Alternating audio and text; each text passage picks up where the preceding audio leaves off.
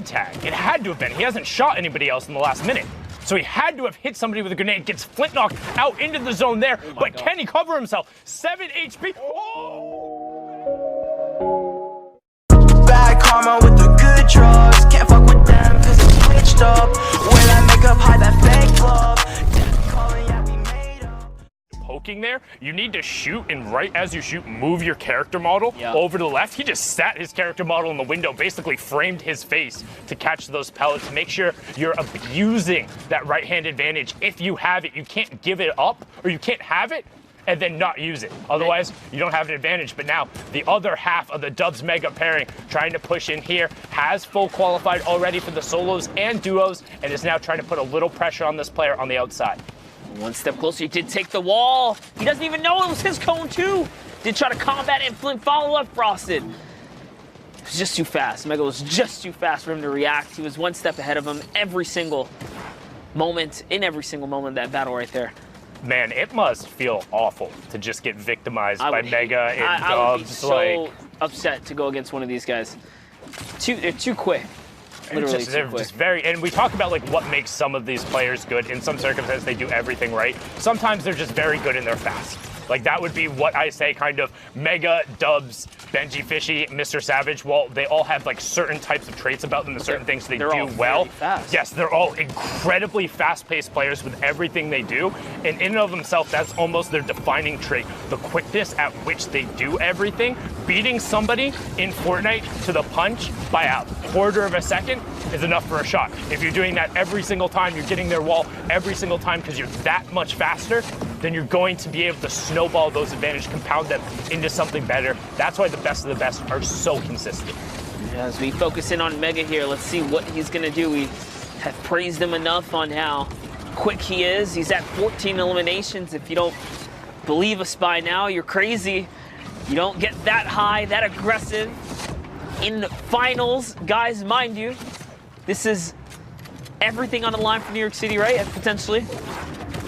And he just pushes through. Just goes all the way through, no hesitation. That's one. Someone else does join the battle here. Finds him as well. Quick little flick right there. That was just gross. 16 elims. He hit the flint knock headshot. I was honestly like, I half thought he was going to push in for the pickaxe. The flint knock will do the 180 if you get that full headshot there, but instead sticks with the combat and then picks up the nice little double. But now it needs to be careful of the 6. Good job getting up 2 blocks, and then luckily, as he pops the shadow, the shots miss towards the door. So, you know, sometimes you got to make your own luck. Mega catching it right there is going to put down the campfire as well as the 2 minis. If you blink, you might have missed it, but he's now in the center of his zone, boxed up, campfire one side, launch pad in the zone next to him, and now reloading all of his weapons, ready for the next rush. Yeah, he did manage to drop the flint and pick up a grenade launcher. Interesting to see how that's going to play out here in this end game, because it's not typical you see someone have a grenade launcher towards these congested zones. But this is the perfect time to use all these shadow bombs, guys. Just keep him in the game and rotating. He is on someone's heels right here. He was really trying to get that elim right there, chasing him all the way up. And one thing that's super important to note there, notice how he didn't jump or double jump or wasn't sprinting. He was literally walking directly behind the player.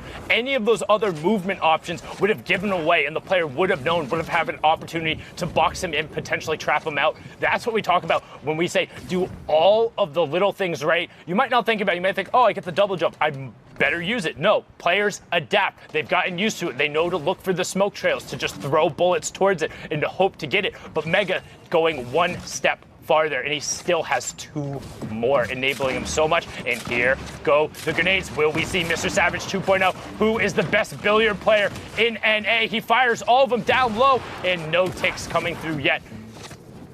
But the pressure of the explodes, the sounds, it's as much of a mind game as it is the whole site just to kind of connect here. So let's see what Mega's going to do. He's looking for the elims down low. He doesn't care about who's up above. He's trying to inch his way down here. Just taking a little bit more control of this layer. He doesn't have any movement, any freedom space here. He's going to find Dream TV. Wait.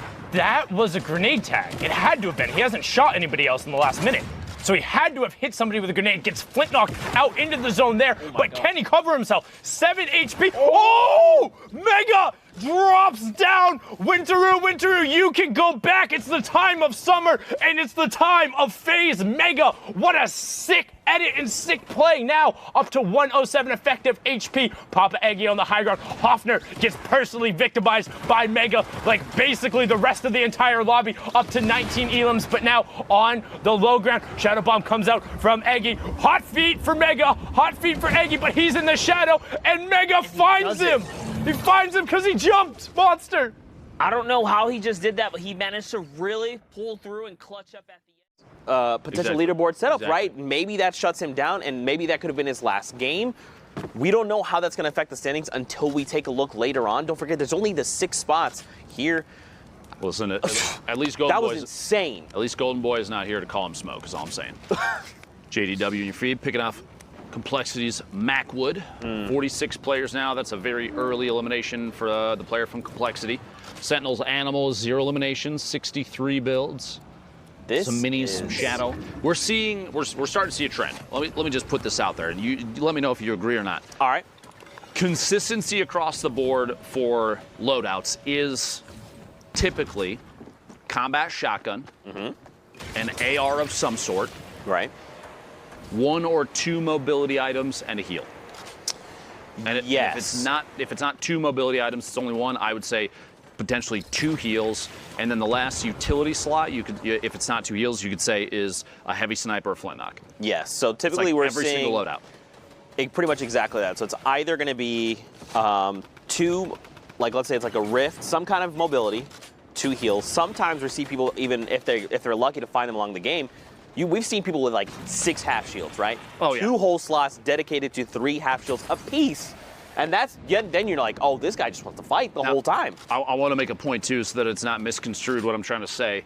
I'm not saying that everyone runs the exact same thing all the time because it's the only thing to run. I'm saying people are running the same consistent builds because consistency is huge in a BR game.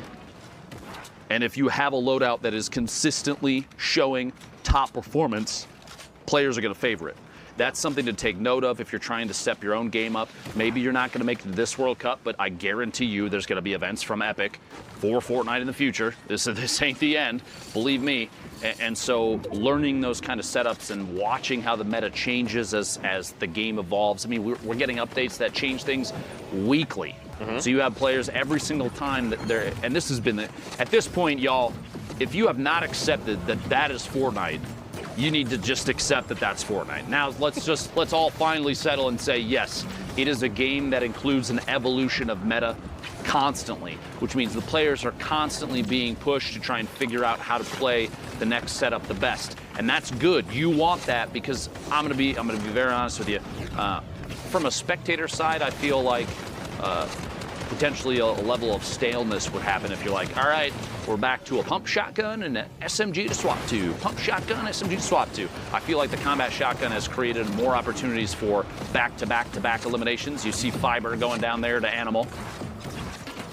It's just a situation where the game is trying to evolve in a way that makes it more representative of higher skill players and less representative of this guy is really good at the one thing all the time. You want to see people that can do it all.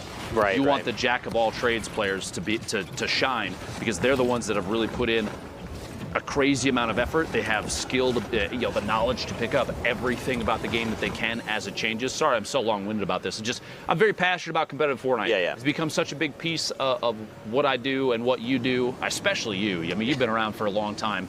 Just about the beginning. Just about. Exactly. And so it's like, it's just one of those things. I want to see the game evolve and grow in a healthy way. And I know there's some people that are not happy with how the game is now, but you have to at least admit, those people have to at least admit that they're happy with the way that, an esport has continued to evolve. It has. It's undeniable. Yeah, sure. And maybe just like expand upon that just a little bit more. Fortnite is an ever-evolving game. And it is a battle royale, and there is some kind of randomness involved in that, right? Like you land in a POI, and there's some form of random loot. But you can harness that. Correct, and it's why these players excel is because they can minimize that randomness factor, right? Like you said, their consistency. What can they do to minimize that randomness and give them an edge, which then propels them forward and continues moving forward? Unknown, great example. He knows what he does best. His rifling skills, his combat skills, his long-range shots. He's in a great position to do this, right? He didn't just land on this loadout. He worked for this loadout. He said, where do I need to go? When do I need to fight? Do I need to fight now? To get it? Exactly. There's so much. Like, on the surface, Fortnite may seem like, I guess, borderline one-dimensional, kind of, but there's actually so much depth to the game. I wouldn't even say on the surface it seems that way. You've got building and shooting and strategic positioning. Yeah, there's a lot to it. Elevation, game changes, what you land with, how you're feeling on the day, what your skills are like, where you've spent your time. Have you done your shooting practice? Have you gone into playgrounds before then to practice up your building skills? There's so much. This is why I love Fortnite, dude. You're gonna make me nerd out, and we're gonna have long conversations about this. This has been Deep Thoughts with Lupo and Zeke. Meanwhile, top 5 situation. My apologies for all that. Unknown from KNG with 6 eliminations. 19 builds. That Rift may or may not come into use here. It'll be tough to know just yet. TJ, the ultimate low ground. We're already in the top 3. The swap there, Baltic, Dylan, Glow Navy going down outside in the storm. Unknown dropping in and challenging Jfree, but he actually gets dropped all the way to the bottom. Stuck top to bottom of TJ. Oh my! Box, the traps. Oh my gosh, he completely shuts down Jfree. But look at the health difference. If he's not careful, dude, and they spend time in the storm, Jfree has health advantage. He's got to be really careful how he approaches this. The slurp, though, Unknown could potentially pop it. Should here momentarily, I almost anticipate. Here we go. Do you think he just waits for him to drop down and try and riffs him and hopes that the slurp is enough to tick him over? We'll see. Moving with the storm, Jfree in the ultimate high. He's still ticking 13. Up. No builds for Unknown. He's going to have to... Yep, there we go. The shots. Combat shot coming from underneath. Can't quite connect. 20. Does not tick out to the storm. Instead, finds a shot on Jfree. The celebratory rift to go into the sky. Unknown, well played. No builds left.